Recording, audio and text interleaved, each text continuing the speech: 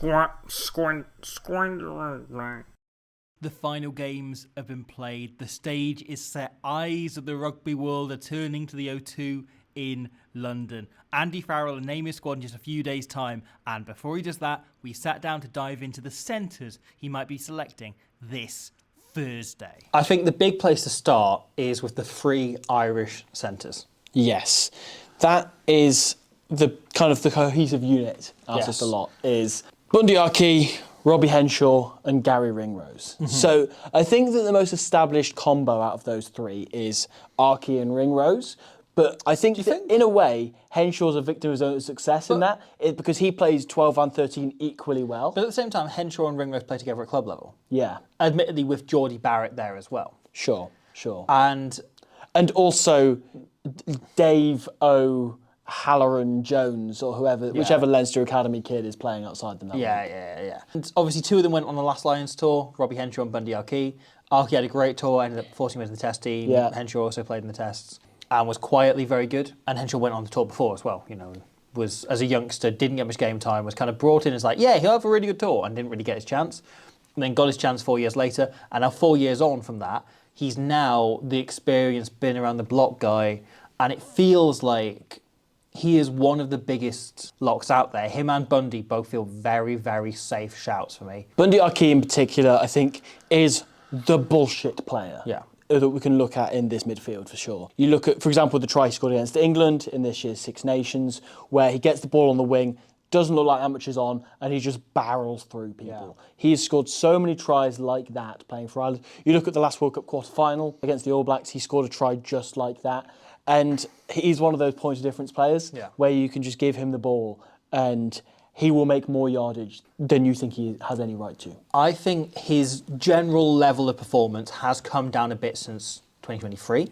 He's getting on a bit now. He's been around a very long time.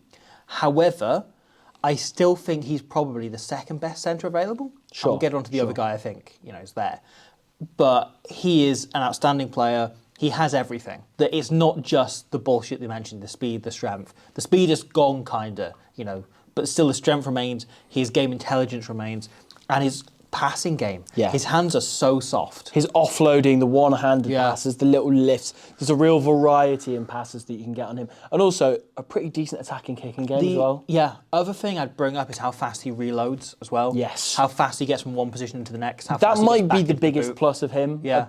Aside from maybe that carrying ability, is how quickly he gets off the floor. It's something Andy Farrell's very clearly drilled into him, and knowing what position to be in, whether it's as a first receiver or coming off somebody else. He's just very versatile and mouldable. His ability to play as a first receiver, to organise an attack. He is the closest thing we've had to Mar Nonu since Mar Nonu didn't go anywhere because he's still playing. Yeah. But at test level, the closest thing we've had to Mar Nonu since Mar Nonu. There's a very small number of centres, like Damien Delande fits into this as well. Players who are equally good in the boot or on the hard line. Yeah. That if somebody calls an attacking shape, it doesn't matter where he is. He can just play whatever role is required of him there, and he's equally good. Now, with regards to the Irish centres, the 3 that we've talked about, the main pointers for Gary Ringrose has to be his defence. Absolutely. There aren't many 13s in the world who are as good at spotting where an attack is going and nailing an attacker. If you were to rank and this can be a misleading stat, but tackle success rate of those 3, what order would you put them in? Henshaw, Archie, Ringrose. Fair play, you're correct. Ringrose's tackle success is as low as 63% in Six Nations. A part of that is because he plays that catch-up defence role. They like to get Mac Hansen in, making big reads. And if the defence got on the outside of that, they will get Ringrose to then sprint across and make that kind of last-ditch tackle, which is much harder to make. And sometimes what he's doing is buying time and forcing the attacker to go on the outside of him rather than actually making a tackle. I find that quite interesting because you think of Ringrose's defence as his strong point, doesn't necessarily correlate to his tackling. No, and this is why the tackle success stat is the most bullshit and pointless stat in rugby. I agree. But the thing about Gary Ringrose is it isn't about the tackle, it's about the ball, right? It's about where is the ball when the contact is made and does it get wider? Ringrose is so good at cutting off chances, at preventing the ball getting into space. You would rather that your 13 comes in, misses the tackle, but the ball doesn't get out to the winger who's in massive amounts of space. and instead the 13 has to carry a bit, and maybe they make 5 metres. It's about instead time of the 30 rather or than potentially scoring a bodies. try. Exactly. Right, that's the thing that Ringrose does so well. And I think a lot of us got spoilt by around the time this beacon defence, they talk about it. Well, they used to use that phrase, I haven't heard it for a long time. Jonathan Davis and Conrad Smith being so good at it. Jacques Ferry, there's a few others in around there that were so good at smoking the play and getting to ground. I think what we've seen since is with so many more options coming into the attack, right? Gael Fickou, again, you think of him as one of the best defensive centres in the world. His stats are weirdly low. Yeah. Jesse Creel, same. His tackle stats are in the 70s. Like, it is because they're making decisions. It's about the decisions they make rather than the statistics. And this is where I get caught up in, like, statistics are so misleading in rugby so often because the game is so much bigger than that and you've got to take context into account. And contextually, Gary Ringrose is one of the best defenders in the world. Yeah. It's all in his decision-making rather than his actual tackling. Okay, so once again, those 3 Irish centres, rank them now in terms of gain line percentage. Oh. So who gets over the gain line most? They're all very close, aren't they? They are. They're all closer within a than you percentage think. or two. Yeah. Archie is top, Okay. which is very unsurprising. Yeah. It goes Archie, Henshaw, Ringrose, right? But one that really interests me, and this is a great stat that Opta provide that does genuinely contextualise the game around them. Who do you think commits 2 or more tacklers the most out of those 3? You'd think it'd be Archie. Is it Ringrose? Correct. Well done. You would think it would be Archie because Yeah. he's the biggest carrier who has the best distribution threat. He's a massive dude, yeah. But Ringrose runs really good lines Yeah. and he gets the most touches of the ball. So he does this thing. He comes up as a first receiver. Everyone comes really high in the line because they're looking at everyone outside him. He just cuts inside and breaks a tackle in a kind of bullshitty way. Out of every back in the Six Nations, he commits 2 or more tacklers the 3rd most. Right. So number 1 in that is Tommaso Menoncello, whose stats are genuinely ridiculous They're when it absurd. comes to stuff like that. Like, he's up there punching with like the biggest back rowers, Menoncello, and the other one's Duan van der Merwe, which makes the most sense because he's in the most space. And Scotland deliberately like organised moves around getting him into space, and teams are looking out for that all the time. Yeah. But Gary Ringrose, you would not put with those two. It's one of these things, right, that stat is disproportionately taken up by scrum halves. Yeah. Because when they tend to snipe, they're going between 2 players. I did exclude So scrum you halves have- from that. Yeah. I So will you add. have 2 players will come in either side of them, right? And when Ringrose carries the ball, he's generally trying to find a gap between 2 players. Yeah. It's very rarely he's taking someone on one-on-one or in the wide channels. Yeah. And so that, comes in handy there. It very much demonstrates his style of play and the fact that he's often hitting those lines and exploiting it. Can I bring up one stat? Hit me. Right? If you look at the top 60 players who hit the most rucks in this year's Men's Six Nations, there is only one back in there, and it's Robbie Henshaw. Wow. He's the only back there. You then get down to like 65 is Bundy Aki. But Henshaw is in a complete league of his own in terms of the number of rucks he's hitting as a back. Wow. He is phenomenal. And that's with him missing some games as well, and Ringrose playing and so on, and not playing every minute. His effectiveness around the ruck as well is incredibly high. And you get some like, okay, so do you know who the most effective ruck clean-out man in the Six Nations was this year? Who? Franz McCrow, maybe? No, it was Darcy Graham. Oh, fair play. And raw percentage. Because Darcy Completely Graham, opposite of what I said, but yeah. he hit something like 9 rucks and he was effective on every single one. Okay. Right. There's a bunch of those stats you've got to take out of the picture. And instead what you've got to look at is the players around, if you look at his percentage of effectiveness on clean out, Robbie Henshaw, right? And this becomes so critical because Andy Farrell's game plan is so built around fastball. And Henshaw is within 1% either way of Gregory Aldrit, of Dan Sheehan, of Jack Morgan, of Rory Darge. He is up there with like the best back rowers in terms of how good he is at the breakdown on his own ball. Right? Yeah. Defensively, he doesn't win as many turnovers as those guys. He is a decent jackal threat. I've seen him win plenty of jackals over the years, but with the ball, at cleaning out his own team's breakdown, he is unbelievable. He is as good as any back row available. That makes him very selectable for and Andy that, Farrell. like, frankly, is enough, providing he's not like a mentalist who's chucking every ball into touch, to put him very much in this conversation. So, I think we should do this in a similar way to what we did the fly half discussion, rather than the others where we pick them as we go. The big question is, though, can you take all 3 of those, or do you think it's 2 of the 3? Yeah, I would take all 3. The question is, are you taking 4, are you taking 5 centres? We took a fly half who covers fullback instead. I suspect we might bring some wingers who cover the centre. Yeah. And so that potentially frees you up a bit. Do you only bring 4? I think regardless, you bring those 3 Irish centres because I think they are 3 of the 4 best. Okay. We will finalise and lock those in later on, but at the moment, those have 1 foot on the plane, let's say. So, the next name that we need to talk about, in fact, let's do 2 of them together because there is a dynamic duo which any fan of Scotland love to see, and I hope that fans of the Lions will really, really warm to. And I think when you're talking about like first game on tour, when you're getting combinations that know each other playing together, this is like the one that everybody really, really wants. And there is obviously a caveat. There's an elephant in the room to this. However, Sione Tuipulotu and Hugh Jones as a centre combo. The Huipulotu combo we have to talk about. Let's start with Jones because he played the full Six Nations, had an outstanding tournament, got a hat-trick against Italy in the opening game. And he scores tries for fun, particularly when he's playing with Tuipulotu. I think a large part of, not to dumb down, like it sounds like I'm undermining him as a player, but I think one of the most satisfying things is how good a tournament he had was not having Sione with him, because those two work so well off each other. And like the two of them have done interviews where they've gone like, no, I've not played with a player in my rugby career who I bounce off as well as him, and they're really good mates off the field. They lead in similar ways. I just think those two understand the game of rugby in such a similar fashion. Hugh Jones was supposedly a done deal to move to France. And he turned it down because he wanted to continue playing with Sione Tuipulotu. Yeah. Like, he was like, well, I'm going to lose this. I'm going to lose this partnership where they not only get on incredibly well and you've got the interpersonal stuff, but their skill sets are so complementary. They are. And they're helped enormously by the way Hugh Jones' game has developed over the last few years, right? He came on the scene around 2017-18 and he was just this phenomenon. He scored tries, he hit angles, he made breaks, he was doing all of this. There was then a period where teams started stressing him in defence.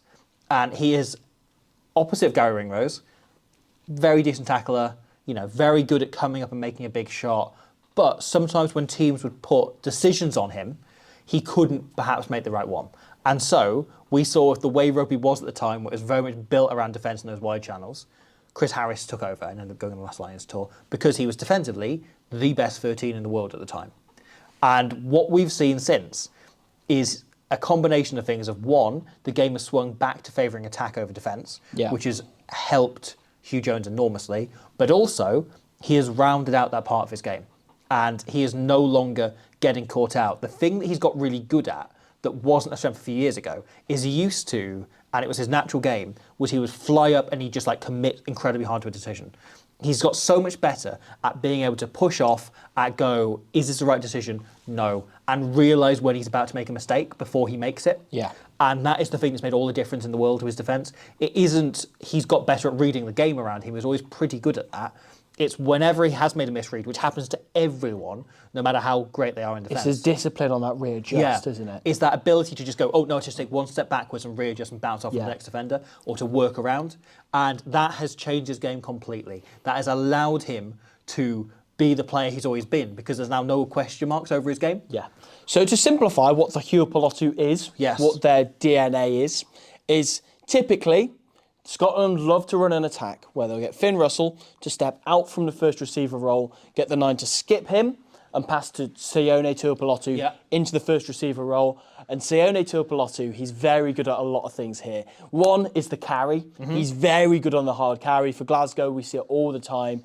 His feet are outstanding. The speed at which he gets up to full speed. Yeah. Right. He can be stood at the distance between the two of us and he can just accelerate into it like a bullet. And it's his explosiveness in the carry more than anything. Like it's his sheer upper body strength. The way he's built, that he's not the biggest guy in the world. He's just built out massively. From He's the frame shredded he had. though, man. Yeah. Like he's in unbelievable shape. Yeah. He is just like a rock. Yeah. Rather than like an enormous Bundy Arkey style like boulder you'd throw at someone. But also you can step inside or step outside. He's one of those that if you get an arm tackle on him, he will wriggle free every time. But also he has a kicking threat. He's set up tries with Hugh Jones where he kicked at him behind off this very shape. And his distribution is probably the best part of his game. Yeah. That is his strength. If you give him options around him, he's very unpredictable. His body language is absolutely outstanding, with the eyes out the back sometimes. So they have Sione Tuipulotu step up to first receiver, and Hugh Jones is so disciplined on running straight. When he doesn't have the ball, he always runs perfectly straight and makes sure that at least one defender has to keep their eyes on him, because they don't, he's got a beeline to the posts, right? That is the simplified way, and then sometimes they lift it to Finn Russell out the back. Sometimes it's just straight on that short ball to Hugh Jones, or as I say, like a kick in behind, or just a straight up carry by Tuipulotu. The inverse of the question that I was asking you before about the 3 Irish centres, can you take one without the other, or are these two a package deal? Well, this comes back to the other difficult part of this, which is the only Tuipulotu who hasn't played a minute of rugby this year. Yeah. He has been injured. He has been out for a number of months now, for 4 months, and is going to be back before the end of the season, is going to be back in time to go on the tour. But he's still not back at time of recording. But at time of recording, hasn't played a minute. And there are two sides to this, right? If he gets back and he plays 1 minute of professional rugby at the elite level, if he comes on for Glasgow and he plays 1-2 minutes, I am happy. I think he's done enough. I think he was good enough last year in the Six Nations, last year in the autumn, particularly last year in Glasgow's victorious URC campaign, where he was unbelievable. He hit a standard beyond the ceiling of most players, and beyond what I thought his ceiling was. You talked before about money in the bank. Yeah. About you have to get the queue jump of getting on the plane without playing in the Six Nations, you have to be exceptional. Yeah. Sione Tuipulotu is one of the world-class players who are available. Tuipulotu, and it's incredibly rare, these players who you can see basically win a game on their own, right? And there's a handful of these available for the Lions. I think Jack Morgan is one who obviously couldn't do that with Wales, but you see it at club level all the time. Tuipulotu is another who, again, you put him in a club team and he is so good that he can single-handedly win them a championship if you have decent players around him. And that's not to diminish the other Glasgow players, but just he was the critical guy in that campaign. I think you take him out of that team and they don't win that championship. I don't think that's too controversial to say. And I think that, for me, puts him in a place where if he plays a single minute, he is in this squad. Yeah. However, we are ticking away. We've got 2 weeks till the squad is announced, and we don't know if he's going to play in that time, at time of recording. Yeah. If he doesn't play, and we're assured he will be back in time, do you still take him? I think this is something we'll answer at the end of the video, but he's also Scotland captain, which is a big part of this. He's a leader. I think some people might kind of cynically say you could put, because of the all-round skill set, a lot of what you would put on Tuipulotu on Archie if he's not on tour. But also, if you can have them both, why wouldn't you? As a 12 and 13 combo, that would be world-class. Yeah. So, I think we need to park that conversation and come back to them later on. But I think that's the interesting question, is the injury thing, right? And you know that Andy Farrell definitely has people in that Glasgow camp checking on him at least once a week. Yeah. Checking and getting updates and being like, where is he? Has he trained yet? Is he running? Is he about? Can we run our attack around him? Yeah. Can we get him up to speed so that he has played at least 2 games before that first game against Argentina in the end of June? So I think those are the 5 main contenders. However, there are a few others out there. You've got Max Kilbane, had a perfectly decent Six Nations with Wales. I don't think he's too high up the pecking order. Likewise, Ben Thomas, I think, has been outstanding for Cardiff, but is still finding his feet international level. I don't think he's there. The one name I would throw out there as a potential bolter, as a potential guy who I can see going, is Fraser Dingwall. Interesting. Of England and Talk to me about Fraser Dingwall. He is, for me, the most Andy Farrell type player of the centres available that aren't from that Irish pool. That is a huge recommendation. We look at him play for Northampton and we see the combination of him coming in and, like we see Archie and Henshaw do, running those hard lines, committing those defenders. Another very square hard, carrier. Coming off the corner, running a great outside line. If you've got a pod of forwards there, he comes in on the outside and hits a line to get on the outside to generate some front football while they're looking at the bigger carriers outside them. He has all of that, but he also organises the attack. He chats a lot. He's always communicating. It's one of these things when you hear anyone talk about him, how good a chatter he is. And he organises the attacks around him. He works as a first receiver. He can play that role. He can fit into any part of the system. And for me, I think if there is someone to break up that Irish-Scottish contingent, I think it might just be Fraser Dingwall. Purely, not because he's one of the 5 best centres of Britain and Ireland, but because he's one of the 5 that suits Andy Farrell's game plan the most. Interesting. I've got a counter-argument. Oh? Kieran Williams, the best player in the world. Just kidding. You're completely correct, and we spend the next half hour talking about Kieran Williams. No, I have a counter-argument to Fraser Dingwall, and that is Henry Slade. He is another player who is defensively very, very strong. And because his tackle success stat is quite low, it's in the 60s, people mistake that for him being a bad defender. We've obviously already talked through with the Ringrose thing what that means, what he's doing, especially with the England system, which is even more aggressive a blitz than the Irish one, the hammer defence that they go for, where he's then having to cover and do 2 or 3 people's roles at once and having to put a lot of onus on the likes of Dingwall inside him, right? But here's a fun fact for you. Aside from Tommaso Menoncello, Henry Slade has the most dominant tackles of any centre from the Six Nations, despite being a slightly more wily figure than most of them. He has 6 and Menoncello has 9. Yeah. And like Ringrose, for instance, only had 3. I know he had less minutes in the Six Nations because obviously he had a suspension, but still, that's pretty impressive. Slade missed the last 2 games. Yeah. Right, because Dingwall came in. Yeah. And his defence is his major selling point. Yeah. He is so good at closing off space. He also can work as a first receiver. He's played a bunch of 10 for extra this season, which gives you an extra option there. Potentially, if you do only take 2 10s, he's potentially an option there. Left-footed kicker as well. Yeah, which is very, very useful. Again, big boot as well on him. 80% gain line. Highest of any centre in the Six Nations who played more than 80 minutes. So much of that comes into how they use him as well. So much of that comes into them using him in set moves. Yeah. Rather than just like smashing him in the middle. Yeah. I just think that's a really important stat to throw out there. Makes him very selectable. And looking at Slade's stats, as well as obviously how well he defended in the Six Nations, he's a real contender. Like, he's somebody who could be a party wrecker for that Irish combo in midfield. Though, I think there's another Irish player we need to consider. Yes. Which is Jamie Osborne, who we talked about utility backs when we discussed fly halves. However, I think he might be the outstanding utility back option. Yeah. He plays both centres, he plays on the wing, he plays full back, he plays all of them extremely well, and he has a skill set that's almost custom made for the way Andy Farrell likes to play it, which is having a massive boot on him. So if you're on your own half, he can just thump it miles. And he hits lines beautifully. He has a little bit of deception in how he carries. You know, he doesn't just like straight up smash the ball. He does like to use his footwork a little bit. He's very fast for a centre, and he's just about fast enough to be an international winger. He is an incredibly useful weapon to be bringing. You think back to past Lions tours, and traditionally, we have seen someone go as that utility option. You mentioned Elliot Daly, Keith Earls over recent tours, and then, you know, you go back before that, the 2005 squad, they took every player available to prevent doing that. So it's either we take a 2005 style 38 billion player squad, or do we look at Jamie Osborne to cover as many positions as possible as someone they know probably isn't going to make the test team, but will play those midweek games and be brilliant? Jamie Osborne is that guy in your class who's annoyingly good at everything, isn't he? As you say, he's quick, he can kick the ball miles, another left footer, quite crucially, so he can play on that left wing role. I was speculating all Six Nations when it looked like James Lowe was going to be injured, whether they'd put him in and make him play that role in Lowe's absence, because obviously they like to slap the ball long off Lowe's left boot. He's really strong and powerful, a really great distributor of the ball, has a real range of passes on him. Suits the Leinster system really well, but that's not a surprise because he's just really good at everything. You mentioned all of that about his versatility and everything. I think Jamie Osborne has to go. Do you think, yeah?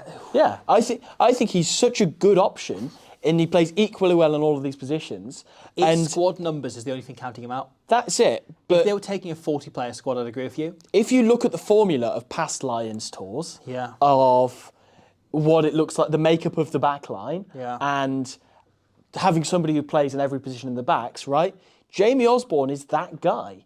It's a question of whether Andy Farrell rips up that playbook and goes, no, I'm just going to maybe pick, as you say, one more person who is a winger rather than somebody who can play as a winger. Yeah, I think if you're just looking at what a Lions tour traditionally has been in the professional era, Jamie Osborne has made himself more selectable than anybody else in that role. A genuine, legit bolter, right? Somebody who has... You're going to know who I'm talking about straight away. Not been injury-free for his whole rugby career, but whenever he has had his national coach on the phone saying, hi mate, are you available this weekend? We could really do with you because you're fucking huge. Manu Tuilarangi. Yeah. Past Lion always said that one of the key reasons he chose to play for England rather than Samoa was he wanted to go on Lions tours.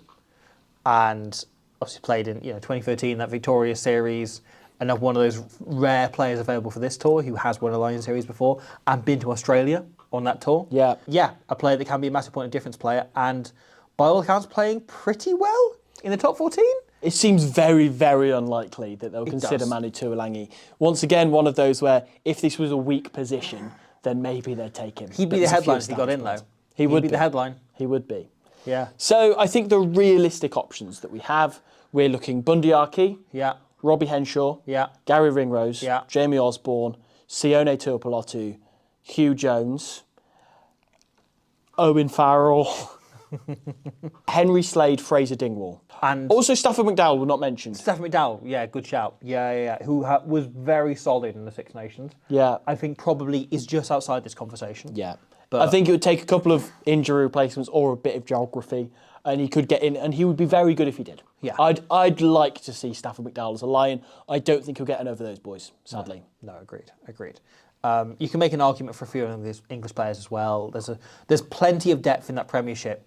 If Ollie Lawrence wasn't injured, Ollie that would Lawrence be, feels like he's very he'd be close. nailed in. He'd be there if not for that injury. As a replacement, you take Max Ajomo, But there's a bunch of like players in good form who he might roll the dice on. I highly doubt it because the centre selection is always so tight. Yeah. And it comes back to, do you end up dropping one of those fly halves and perhaps using a Blair Kinghorn type or a George Furbank type, a fullback as a 10 option, and taking an extra centre. Sure. However, I think we're probably looking at 5 centres. It's quite tough to It narrow could even those be just boys 4. down, isn't it? But if you're taking double the amount you have on the 15+1, which is generally the formula. I'm going to say something. I don't think Fraser Dingwall will be a part of the initial squad. Might get called up and be like one of those players who redeems himself and is incredible. I think because of his style of play, his odds are much stronger than you'd think of someone who's played. I the just amount think the of minutes vibes that are he against has. him, and that's bad. But I don't think know. the same of Henry Slade. Do you? Okay. Yes. Okay. Well, we've given each other a blow each there, haven't we? I think if there are 5 centres, 4 of them are the 3 Irish, Bundy Arkey, Robbie Henshaw, Gary Ringrose, and Sione Tuipulotu. I think those are 4 of them. So it's a shootout between Osborne and Jones. I for then the last think that spot, last you think? spot is Hugh Jones versus Osborne. How much does he just feel versatility is key? So the elephant in the room here is Andy Farrell has said he'll take a 37-man squad. Apparently so. Gatland, the last 2 tours, Gatland said he was going to take a 36 and a 38, I think, player squad. And both times he then took 1, and in 2017 he took 2 more. Like, Gatland's never stuck the number he said. I don't for a minute believe that Andy Farrell's going to name a 37-man squad. I think we're going to wake up on the morning of the squad announcement and somebody's going to go, oh, apparently he's picked 39. Yeah. I just think it's the way Lions tours work. He's going to wake up on the morning and go, I can't leave Jamie Osborne at home. So I think we can pick one more centre than we've agreed. I don't think so. I don't know. No? I don't know. Well, I think we're already picking 38. The way we're lining up, we're picking 3 fly halves. It's got to be, do we retroactively go back and get rid of a fly half from our squad?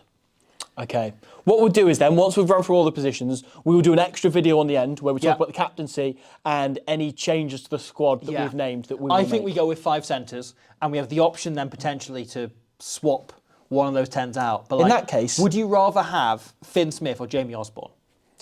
It's an interesting question. We'll discuss that another day. Yeah.